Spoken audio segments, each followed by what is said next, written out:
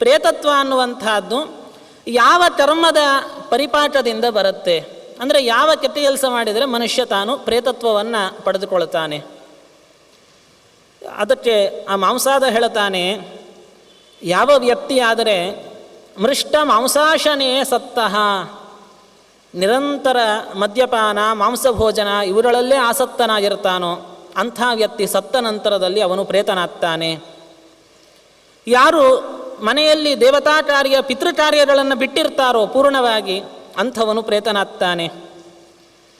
ಪರದಾರರತಶ್ಚೈವ, ಯಾವ ವ್ಯಕ್ತಿ ಪರಪತ್ನಿ ಗಮನವನ್ನು ಮಾಡ್ತಾನೋ ಅಥವಾ ಪರಪುರುಷ ಗಮನವನ್ನು ಮಾಡ್ತಾರೋ, ಮತ್ತೊಬ್ಬರ ದುಡ್ಡನ್ನು ಅಪಹಾರ ಮಾಡ್ತಾರೋ, ಮತ್ತೊಬ್ಬರನ್ನು ಬೇಯ್ದೇ ಖುಷಿ ಪಡ್ತಾರೋ, ಪರ ಅಪವಾದ ಸಂತುಷ್ಟ ಅಂತ, ಮತ್ತೊಬ್ಬರನ್ನ ಮೇಲೆ ಅಪವಾದ ಹೊರಿಸಿಯೇ ಇವನಿಗೆ ಖುಷಿ, ಹಾಗೆ ಆ ಪ್ರವೃತ್ತಿ ಯಾರಿಗಿರ್ತದೆ ಅಂಥವರೆಲ್ಲ ಮೃತರಾದ ನಂತರ ಪ್ರೇತತ್ವವನ್ನು ಪಡೆದುಕೊಳ್ತಾರೆ. ಇನ್ನು ದೇವತೆಗಳ ದುಡ್ಡನ್ನು ಯಾರು ಅನುಭೋಗಿಸ್ತಾನೆ, ಗುರುಗಳ ಸಂಪತ್ತನ್ನು ಅಥವಾ ಸ್ತ್ರೀಯರ ಸಂಪತ್ತನ್ನು ಯಾವ ವ್ಯಕ್ತಿ ತಾನು ಅನುಭವಿಸ್ತಾನೆ ಅಂಥವನು ಪ್ರೇತನಾಗ್ತಾನೆ. ದೀಯಮಾನಸ್ಯ ವಿತ್ತಸ್ಯ ಬ್ರಾಹ್ಮಣೇಭ್ಯ ಸುಪಾಪಕೃತ್, ಹೀಗೆ ಪ್ರೇತತ್ವ ಬರಲಿಕ್ಕೆ ಅನೇಕ ಕಾರಣಗಳನ್ನು ಹೇಳ್ತಾನೆ. ಆದಮೇಲೆ ಮತ್ತೆ ರಾಜ ಕೇಳಿದ, ಪ್ರೇತತ್ವ ಬರಬಾರದು ಅಂತಾದರೆ ಏನು ಮಾಡಬೇಕು?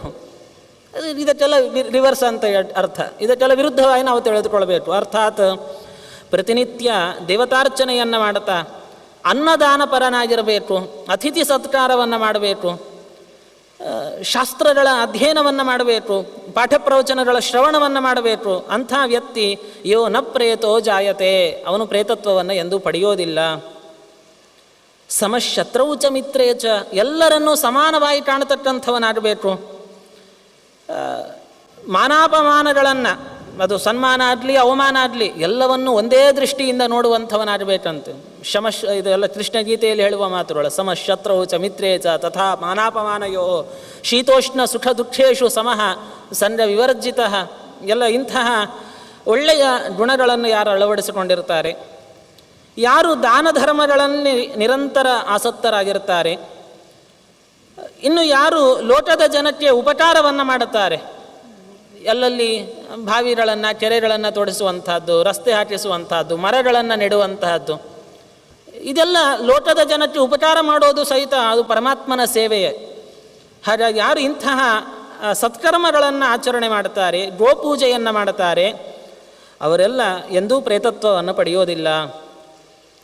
ಯಾರಿಗೆ ಮೃತರಾದ ನಂತರ ಸರಿಯಾಗಿ ಶ್ರಾದ್ದ ಕರ್ಮಗಳು ನಡೀತಾವೆ, ವೃಷೋತ್ಸರ್ಗ, ಜಯಾಶ್ರಾದ್ದ, ಗೋದಾನ ಇತ್ಯಾದಿಗಳೆಲ್ಲ ನಡೀತಾವೆ, ಅವರೆಂದೂ ಪ್ರೇತತ್ವವನ್ನು ಪಡ್ಕೊಳ್ಳೋದಿಲ್ಲ.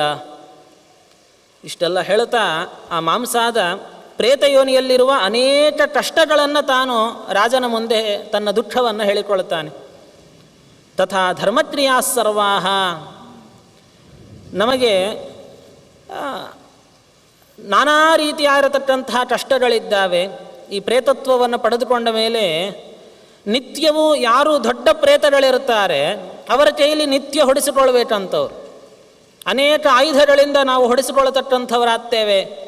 ಪ್ರತಿನಿತ್ಯ ನಾನಾ ರೀತಿಯಾಗಿರತಕ್ಕಂಥ ದುಃಖವನ್ನು ಪಡುವವರಾಗ್ತೇವೆ. ಕಿಂವಾತೆ ಬಹುನೋತ್ತೇನ ಯದ್ಯತ್ ಕರ್ಮ ವಿದರ್ಹಿತಂ, ಹೀಗೆ ತುಂಬ ತನ್ನ ದುಃಖಗಳನ್ನೆಲ್ಲ ಹೇಳಿಕೊಳ್ತಾನೆ ಆ ಪ್ರೇತ. ಆಗ ಈ ವಿದುರಥನಿಯವರನ್ನು ನೋಡಿದ ತುಂಬ ಕಾರುಣ್ಯ ಉಂಟಾಗತ್ತೆ. ರಾಜ ಹೇಳ್ತಾನೆ, ಚಿಂತೆ ಮಾಡಬೇಡಿ, ನಾನು ನಿಮಗೆ ಜಯಾಶ್ರಾದ್ದವನ್ನು ಮಾಡಿ ಪ್ರೇತಯೋನಿಯಿಂದ ಬಿಡುಗಡೆ ಮಾಡ್ತೇನೆ.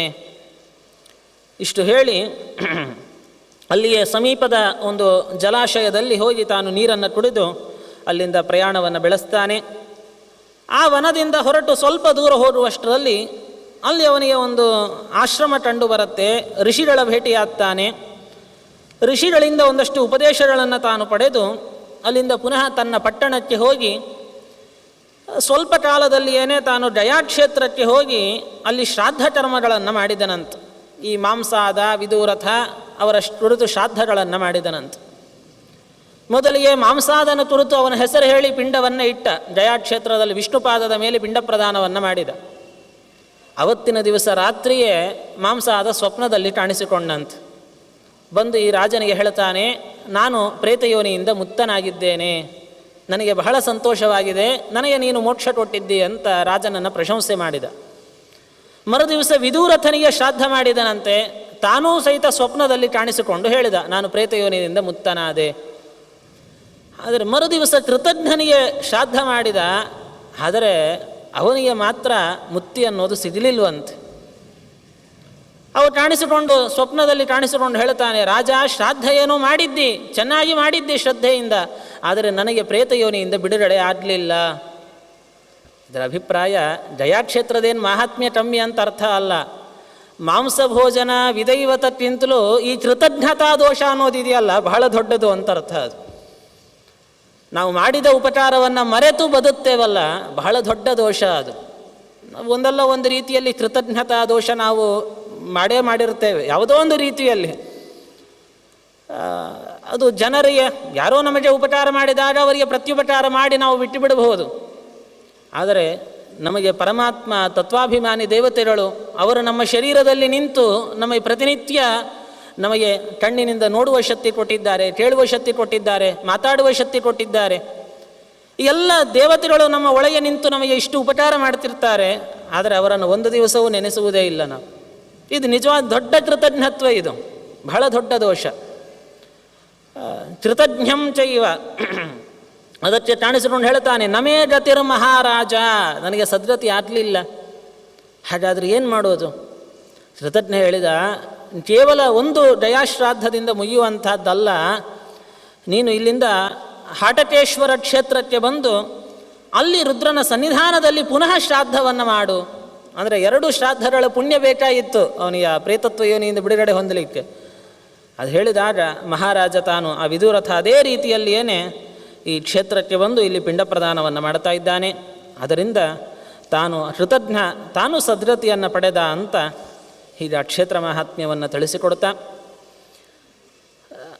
ಅದೇ ಕ್ಷೇತ್ರದಲ್ಲಿಯೇ ರಾಮದೇವರು ತಾವು ವನವಾಸದ ಸಂದರ್ಭದಲ್ಲಿ ಅಲ್ಲಿಗೆ ಬಂದು ದಶರಥನಿಗೆ ತಾವು ಶ್ರಾದ್ದ ಕರ್ಮವನ್ನು ಮಾಡಿದರಂತೆ.